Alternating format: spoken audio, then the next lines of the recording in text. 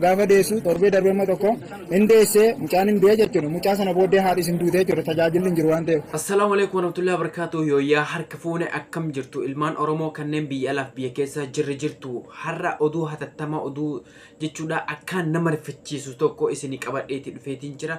Hordoftooti kabajamoo viidiyoo kana yeroon arge jechuudha qaamni kiyya akka malee ni jijjiirame. Ilmaan Oromoo kanneen biyya alaaf biyya keessadha viidiyoolee akkanaadha jechuudha sheer gootanii waa hedduu irratti dalaguudha qabdan jechuudha. Hordoftooti kabajamoo osoo gara biraatti hin darbin mee viidiyoo kana daawwadha.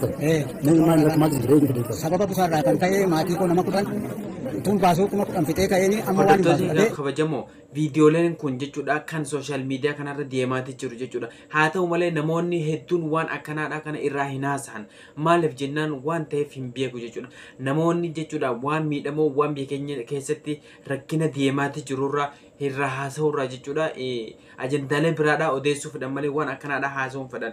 Uummanni keenya kanneen kan Oromoo keessattuu gara Wallaggaa kana jechuudha hedduu takka rakkataati jiran akkasumas har'a jechuudha nama takka keessa mana takka keessa jiru mana takka qofaa keessa namni torba haadhinis duute ilmoonis yeroo duute jechuudha gadda jechuudha uummanni sun gadda namni quba hin qabneedha. Namni quba hin qabne sabni Oromoo hagana ga'u kun jechuudha kan quba hin qabnedha jechuudha. Dhaabbata jechuudha garaagaraa hedduutu jira jechuudha. Dhaabbanni kun immoo uummata Oromoo Wallaggaa kana jechuudha hin gargaaran jechuudha. Uummanni kun tajaajila makiinaa dhabanii, tajaajila ibsaa dhabanii, tajaajila haakimaa dhabanii jechuudha. Nama isaan yaalu rakkoo jechuudha makiinaadha. Bar waan jedhaati jiran jechuudha. Mee laalamee viidiyoo sababa busaarraa kan ta'e maatii koo nama kudhan tun baasuu kuma kudhan viidiyoon kun jechuudha akka inni jedhu beektanii namni waan nyaatu dhabee mana yaalaa dhabee mana yaalaa saniihuu jechuudha dachii ofii qabu nama walirra jiru ni jiraami namni irra maallaqa qabu ni jiraamiti nama akkasiidhaa san qabsiisaniiti dachee san qabsiisaniiti mana yaalaati akkatti geeffataati jiran ilmaan ofiidha jechuudha. Uummanni sun baay'ee takka rakkateeti jira. Uummata saniif waan biraa isiniin jedhuun uummata saniif warri sagalee ta'uu fi dandeessan waan adda addaa irrattuu sagalee ta'uutii jirtan jechuudha. Uummata saniif warri sagalee ta'uu dandeessan sagalee taafii kun dhaamsa kooti. Kabiraadhaa immoo dhaabbanni jechuudha garaagaraadhaa uummata tajaajilaa jirtan jechuudha gara uummata Wallaggaa kana deemati uummata keessan kana baraaraa isin jedha. Oromoo miliyoona meeqaadhaa yeroo akkasitti isin jedhanii daawwatan kana jechuudha baay'ee takka nama ajaa'iba jechuudha dhugaa. Hordoftoota kiyya kabajamoo viidiyoon Wallaggaa keessatti deemaatee jiru kun jechuudha waan akkaan nama sodaachisu yoo dhaabbatudha jechuudha. Rakkina jechuudha bookee busaatiin kan ka'edha uummanni kun kan akkatti rakkiteeti mana hidhaa karaa jechuudha mana hidhaa keessa jiran jechuudha. Mana hidhaa jedhama tajaajila hin qaban tajaajila ibsaa hin qaban akkasuma uummanni kun rakkataniiti uummanni waan nyaatu dhabeeti rakkataati jira boo wallaahi viidiyoo kana yeroon arge jechuudha akka malee na anaasise jechuudha. Uummanni jechuudha akkasuma bileeyyiin keenya yoo ta'es haadha teenya yoo taates akkuma kana jechuudha maaliif jennaan uummanni kun haadha jechuudha isin biyya adda addaa teessaniiti sagaleelleen ta'uulleen isinitti ulfaate jechuudha. Namoonni sagalee tahaa jirtanilleen galatooma namoonni hedduun jechuudha irra baay'een waan akkanaa kanarraa hinaasan waan akkanaa kana itti dhiisanii bira darban jechuudha. Hordoftoota qaqqaalee wanni kun jechuudha boru isinirra gahuun ni mala. Laakiin immoo waan akkanaadhaa kana viidiyoo irratti dalagaatii uummata keessaniif sagalee tahaa kan sagalee taatan jechuudha galatooma akkasuma uummata keessaniif du'aayee godha. Uummanni kun baay'ee takka rakkataatee jiran viidiyoon achi keessaa bahuutu jiru viidiyoon achi keessa deddeemanii bar bakka biraadhaa viidiyoo yoo waraabuu dandeessa yoo waraabuu fedhanillee jechuudha akka fedhanti viidiyoo waraabuu danda'an isa kana karaa jechuudha viidiyoo waraabaniinis hin qaban. Rakkina hedduudha achi keessatti Wallaggaa ni beektanii hundinuu jechuudha akkuma argaatii jiru kana jechuudha karaa namni viidiyoo waraabuun illee hin qabu akkasuma walitti bu'iinsa hedduutu achi keessa jira. Uummanni kun uummata faannoon jechuudha achi itti hidhatteeti uummata kana ari'aatii jirtu uummata jechuudha asiin ari'amanii walakkaa jechuudha waraanaa keessa jiran jechuudha. Uummanni kun achiin meeshaan itti dhukaa'atii oola jechuudha rasaasii itti banamaatii oola. Uummanni kun takka sagalee namni tahaafii jiru hin jiru jechuudha. Uummanni kun baay'ee takka rakkataati jiran haa ta'u malee sanirraa kan hafe amma jechuudha kan lubbuu isaanii baraaruu qabnu jechuudha. Amma namni takka mana tokko keessa haadhinis jechuudha mana yaalaa dhabdee akkasuma immoo jechuudha yaala dhabdee jechuudha yaala mana yaalaa dhaquu dadhabdee waan dhaxxuun dhabdee kanaafuu jechuudha ishiin yeroo deesse jechuudha ishiin yeroo dhalte akkasuma ilmoon ishiitis du'e ishiin illee duute jechuudha.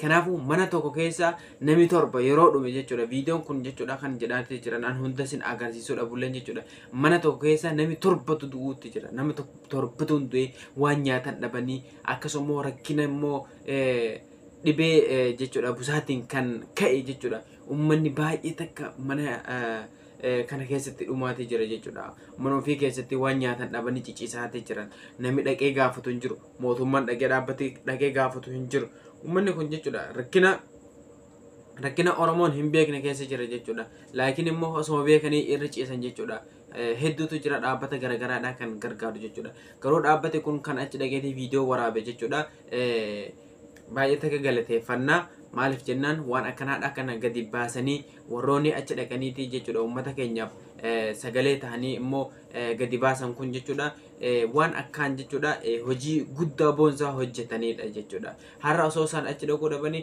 achuma keessatti uummanni kunis gadilleen hin bahanii akkasuma viidiyoon kun illee gadi hin bahu achuma keessatti kan rakkataniitii kan dhume kan hafa jechuudha haa ta'u malee hedduun keenya jechuudha viidiyoo akkasiidhaa san hin dalannu jechuudha viidiyoo akkasii san dalaguudhaaf jechuudha kaayyoo hin qabnu hedduun keenya waan akkasiidhaa san irraa hin dalattan waan biraadhaa dalattan uummata keessaniif sagalee ta'a waan qabdaniif sagalee ta'a sooshaal miidiyaa isuma qabdutu sooshaal miidiyaa kabiraatii miti jechuudha isuma har'a irra jirtu kana jechuudha qabsaa'ota meeqatu keessa jira kanaafuu uummata Wallaggaa Oromoo Wallaggaa kanaaf rabbiin jajjabina isiniif haa kennu kan wareegame immoo rabbii isiniif haa maaru kan hafe immoo jajjabina hawwinaa fi Oromoo koo kanneen biyya alaaf biyya keessa sooshaal miidiyaa qabna jettanii irratti dalagaatii jirtan kun jechuudha uummata Wallaggaa kanarratti xiyyeeffadhaa qaamii dhimmi ilaallatu biraan haa gahamuuti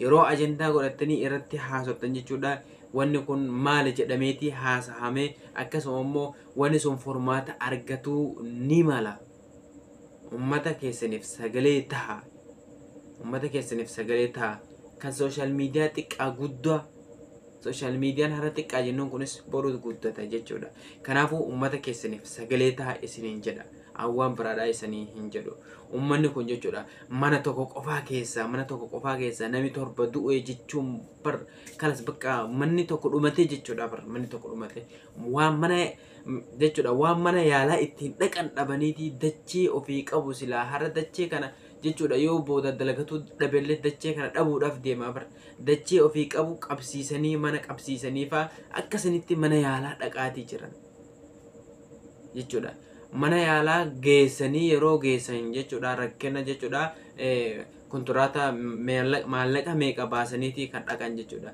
yeroo achi dhaqan kana taraan jechuudha namni yaalamu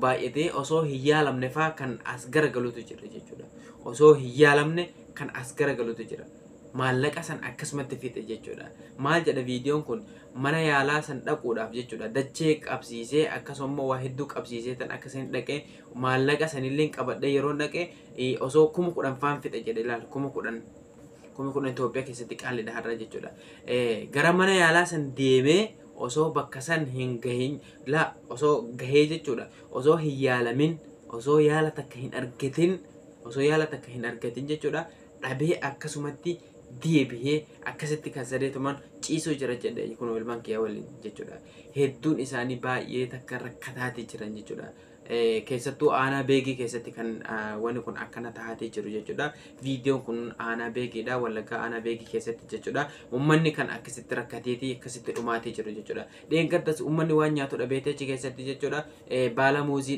dheeraa kana jechuudha afataniitii akkasitti ciisaatti turan viidiyoo sanillee isiniif fuuraa beeteen ture jechuudha ummanni Wallaggaadha kun karaa tokkoon beelaan karaa tokkoon hin buqqa'an biyya isaaniirraa ganda isaaniirraa jechuudha akkasuma immoo qabeenya isaaniirraa buqqa'aatii jiran akkasuma immoo kabiraadhaa waraanni irratti labsamee asiin faannoodha asiin waraana adda bilisummaa Oromootii fi mootummaa walakkaa jidduu kanatti jechuudha kan dhumaatii jiran jechuudha faannoonis jechuudha hidhattoonni Amaaraatis achirraani warri Jawwisaa kun jechuudha achirraan itti seenaniiti uummata keessattuu jechuudha torbaan kana keessa jechuudha lola irratti bananii namoota hedduudha ajjeesan jechuudha.